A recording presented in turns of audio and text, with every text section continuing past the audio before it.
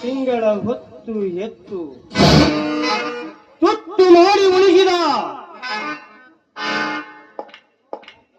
ಹೆತ್ತ ತಂದೆ ತಾಯಿಯನ್ನು ಪಕ್ಕದಲ್ಲಿ ಮುಟ್ಟು ಕೊಡಲು ಬಂದ ಮೇಲೆ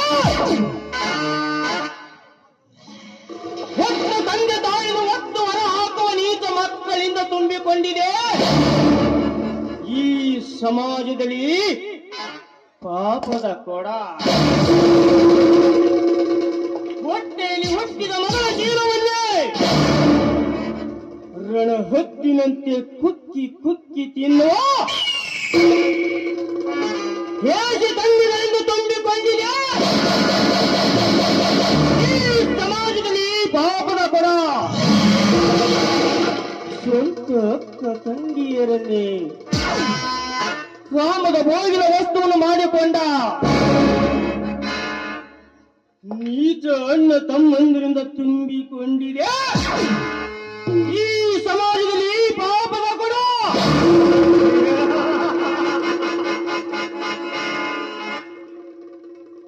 ಗುರು ಹಿರಿಯರ ಸಮ್ಮುಖದಲ್ಲಿ ಕೊರಳಿಗೆ ದಾಳಿ ಕಟ್ಟಿಸಿಕೊಂಡು ಮನೆ ತುಂಬಿಸಿಕೊಂಡ ಶ್ರೀರಾಮಚಂದ್ರನ ಪತಿಗೆ ಮೋಸ ಮಾಡಿ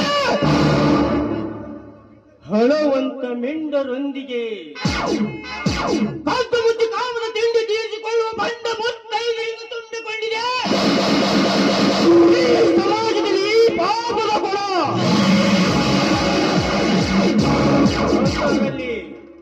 ನಾನೊಬ್ಬನೇ ಧರ್ಮ ಪುಣ್ಯ ಅಂತ ಹೋರಾಟವನ್ನು ಮಾಡಿದರೆ ಗುಡ್ಡಕ್ಕೆ ಕಲ್ಲು ಹೊತ್ತಂತಾಯಿತು.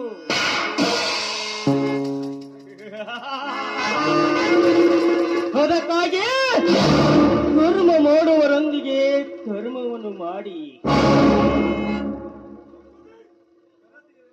ಗರತಿಯರ ನಾಡಿನಲ್ಲಿ ರಾವಳಿ ಅರ್ಪಣೆ ನಡೆಸುತ್ತಿರುವ ದುಷ್ಟ ತಾಯಿ ಗಂಡರನ್ನು ಬಗ್ಗು ಬಡಿದು ಈ ಧರ್ಮದ ಸಮಾಜದಲ್ಲಿ ಸತ್ಯ ನ್ಯಾಯ ನೀತಿ ಎಂಬ ತ್ರಿವಳಿಯ ಧ್ವಜ ಹಾರಿಸದಿದ್ದರೆ ನನ್ನ ಹೆಸರು ಚಂದ್ರಲೋಕದ ಚಂದ್ರನೇ ಅಲ್ಲ, ಚಂದ್ರನೇ ಅಲ್ಲ.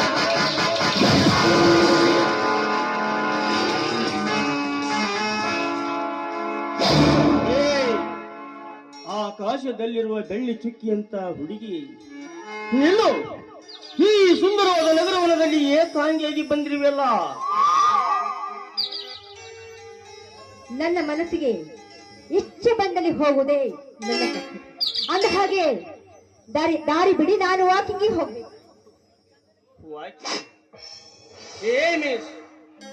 ಈ ನಿನ್ನ ಚೆಲುವಿಕೆಯನ್ನು ನೋಡಿದರೆ ಈ ಸುಂದರ ನಗರವನದಲ್ಲಿ ವಾಯುವಾರಕ್ಕೆಂದು ಬರುವ ಮುದುಕರು ಸಹ ಅಪ್ಪಿ ಮುದ್ದಾಡಬೇಕೆನಿಸುತ್ತದೆ. ಅಂದ ಹಾಗೆ ನಿನಗಿನ್ನು ಬಾಯ್ ಫ್ರೆಂಡ್ ಇಲ್ಲವೇ? ನನ್ನ ಬಾಯ್ ಫ್ರೆಂಡ್ ತೆಗೆದುಕೊಂಡು ನೀನೇನು ತಲೆಗೆ ಬಡ್ಕೋತೀಯೇನು? ಮೈಸೂರು ಮಲ್ಲಿಗೆಂತ ಹೂವೇ, ನಿಂತ್ಕೋ. ಯಾಕೆ ನಿಂತ್ಕೋಬೇಕು? ಯಾಕೆ ಅಂತ ಮರಳಿ ಮರಳಿ ಕೇಳಬೇಡ. ಕೇಳಿದ್ರೆ ಏನ್ ಮಾಡ್ತೀಯ ಮಂಕು ಬೂದಿ ಅಂತವನೇ? ಮಂಕು ಬುದ್ಧಿಯವನೇ, ಮಂಕು ಬುದ್ಧಿಯವನು ನಾನಲ್ಲ ನೀನು. ಈ ರೀತಿ ಅರ್ಧಂಬರ್ಧ ಡ್ರೆಸ್ಸನ್ನು ತೊಟ್ಟುಕೊಂಡು ಮತ್ತೆ ಹುಡುಗರಿಗೆ ಪ್ರೀತಿಯ ಹುಚ್ಚು ಹಿಡಿಸಿ ಈ ದೇಶದ ಸಂಸ್ಕೃತಿ ಹಾಳು ಮಾಡುತ್ತಿರುವ ನಿನ್ನಂತ ಬಜಾರಿ ಹೆಣ್ಣುಗಳನ್ನು ಕಂಡು ಕಾಮದ ಸುಗ್ಗಿ ಮಾಡಿಕೊಂಡು ಹೋಗಬೇಕೆಂದು ಕರಿ ನಿಲ್ಲಿಸಿದ್ದಾನೆ ಈ ಹಾಗೇಕೆ ಕೂಳು ಕಾಣದ ನಾಯಿಯಂತೆ ಬಡ್ಕೊಂತಾ ಇದ್ದೀಯ? ನೋಡು, ನಾನ್ ಯಾರ್ ಗೊತ್ತಾ? ಸುತ್ತ 40 ಹಳ್ಳಿಯ ಅರಸ, ಈ ದೊರೆ ದಳಪತಿಯಾದ ವಿಷಕಂಠಗೌಡನ ತಂಗಿ ಶಿವಾನಿ.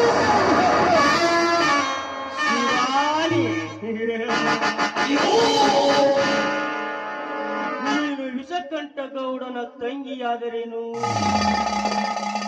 ಈ ರಾಜ್ಯದ ಮುಖ್ಯಮಂತ್ರಿಯ ಮಗಳಾದರೇನು?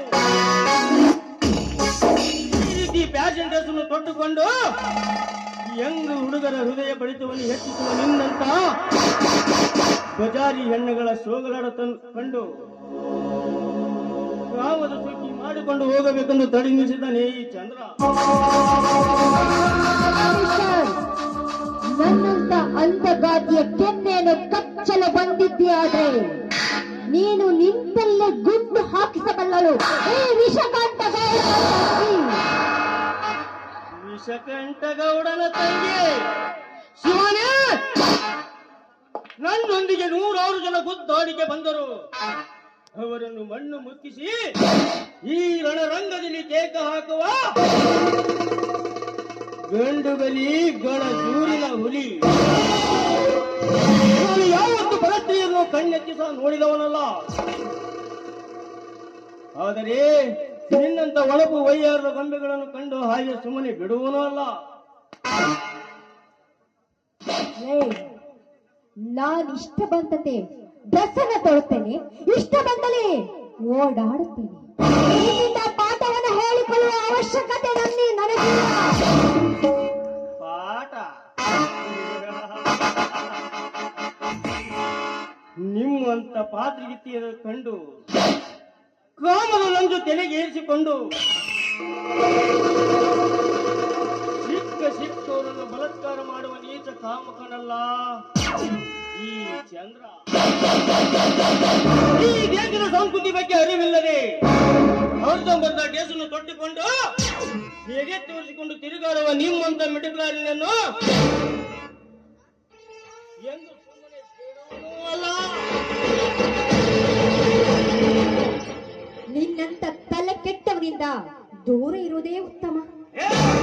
ನಿಂತ್ಕೋ ಡಿಂಪಲ್ ರಾಣಿಯೇ. ಪದೇ ಪದೇ ನನಗೆ ಈ ರೀತಿ ಮಾತನಾಡಿದ್ಯಾದ್ರೆ ನನ್ನ ಸಿಟ್ಟನ್ನ ನೆತ್ತಿಗೆ ಎಸ್ಬೇಡ ಹೇಳ್ತಾ ಇದ್ದೀನಿ. ಸಿಟ್ಟು ಶಿವಾನಿ, ನೀರಿನ ಸಿಟ್ಟನ್ನು ಕಡಿಮೆ ಮಾಡಲು ಈಗಿನ ಕೆಂಪಾದ ಗಲ್ಲಕ್ಕೆ ಒಂದು ಕಿಸು ಕೊಡುತ್ತೇನೆ.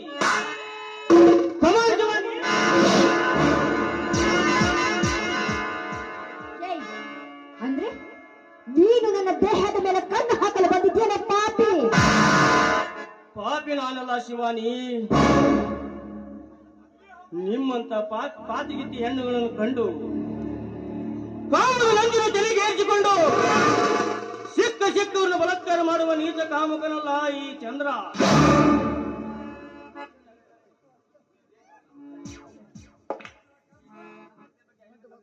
ಈ ಸಂಸ್ಕೃತಿ ಬಗ್ಗೆ, ಈ ನಮ್ಮ ದೇಶದ ಸಂಸ್ಕೃತಿ ಬಗ್ಗೆ ಅರಿವಿಲ್ಲದೆ ಅರ್ಧಂಬರ್ಧ ಡ್ರೆಸ್ಸನ್ನು ತೊಟ್ಟುಕೊಂಡು ಎದೆ ತೋರಿಸಿಕೊಂಡು ತಿರುಗಾಡುವ ನಿಮ್ಮಂತ ಬಜಾರಿ ಹೆಣ್ಣುಗಳ ಸೋಗಲಾಡ ಕಂಡು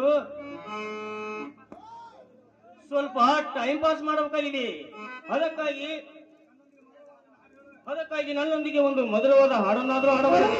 ನನಗೆ ಹಾಡಕ್ ಬರೋದಿಲ್ಲ, ನಾನು ಹೋಗ್ತೀನಿ. ಹಾಡ್ತೀಯಾಗಲ್ಲ ನಾನೇ ಕೈ ಮುಗಿಸಲಿ. ಬೇಡ ಬೇಡ ಬೇಡ, ನಾನು ಹಾಡ್ತೀನಿ.